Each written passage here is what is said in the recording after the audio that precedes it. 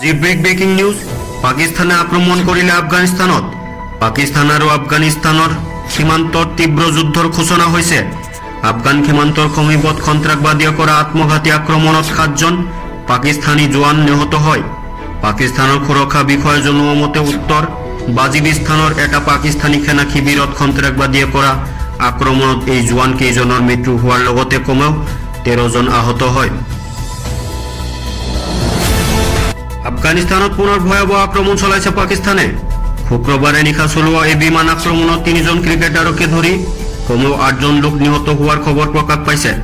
পাকিস্তানৰ এই আক্ৰমণৰ উচিত প্ৰত্যুত্তৰ দিয়াৰ হুমকাৰ দিছে তালিবানৰ এগৰাকী শীৰ্ষ বিষয়াই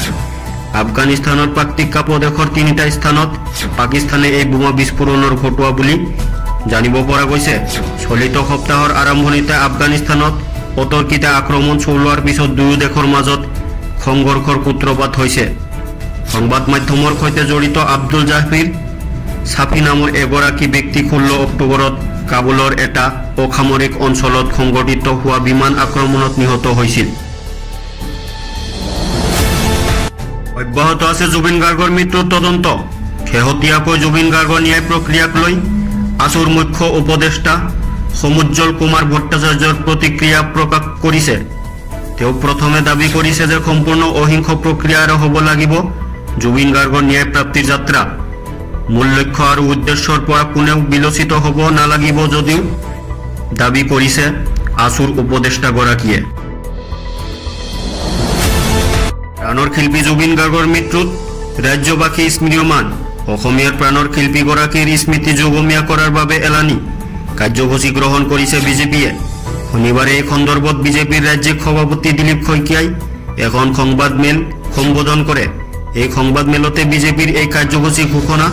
বিজেপিৰ সভাপতিগৰাকীয়ে লৈ এমাহ হ'ব প্ৰিয় মানুহজনক হেৰুৱা বিগত 29টা দিনে দুচকুৰে নিগৰিছে কেৱল চকুলো প্ৰণাধিক আপোন মানুহজনক হেৰুৱাৰ বেদনাত প্ৰতিটো পল পাৰ কৰিব লগা হৈছে গৰিমাই লগতে প্ৰতিক্ষণ ন্যায় প্ৰাপ্তিৰ যুঁজখনত অৱতীৰ্ণ হৈছে গৰিমা শইকীয়া গাৰ্গ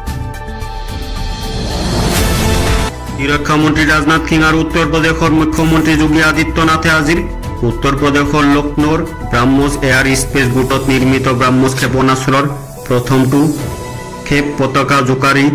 ব্যৱহাৰৰ বাবে সাজু কৰে জুবিন গাৰ্গৰ ন্যায় প্ৰাপ্তিৰ বাবে বিজেপিয়ে আৰম্ভ কৰিবলগীয়া ময়ো জুবিন আমিও জুবিন শীৰ্ষক কাৰ্যসূচীৰ নামক লৈ ৰাজ্যজুৰি তীব্ৰ প্ৰতিক্ৰিয়া সৃষ্টি হৈছিল ইয়াৰ পাছতে বিজেপিয়ে সলনি কৰে এই কাৰ্যসূচীৰ নাম বিজেপিয়ে এতিয়া এই কাৰ্যসূচীৰ নামকৰণ কৰিছে ময়ো জুবিন অনুৰাগী আমিও জুবিন অনুৰাগী হিচাপে সংবাদ মাধ্যমৰ আগত ডক্টৰ বৰুৱাই কয় জুবিন গাৰ্গক জুই আৰু পানীৰ পৰা সদায় আঁতৰত থাকিবলৈ চিকিৎসকসকলৰ দলে পৰামৰ্শ প্ৰদান কৰা হৈছিল পৰিয়ালৰ লগতে তেওঁৰ মেনেজাৰ বন্ধুক সমগ্ৰ বিষয়টো চিকিৎসকৰ দৰে বুজাইও দিছিল কিয়নো মিৰ্গী ৰোগত ক'ত কেতিয়া আক্ৰান্ত সেয়া ধৰিব নোৱাৰি কিন্তু ইমানৰ পিছতো জুবিনক বিদেশলৈ লৈ গৈ সাগৰৰ পানীত নমিয়াবলৈ দিয়াটো ভুল আছিল অসম কেবিনেট মন্ত্ৰী হিচাপে শপত গ্ৰহণ কৰে বিপিএফৰ বিধায়ক চৰণ বড়োৱে ইয়াৰ লগে লগে বিপিএফ আনুষ্ঠানিক এনডিএৰ অংশীদাৰ হ'ল এই লৈ প্ৰতিক্ৰিয়া প্ৰকাশ কৰিছে বিপিএফৰ মুৰব্বী হাগ্ৰাম্য মহিলাৰীয়ে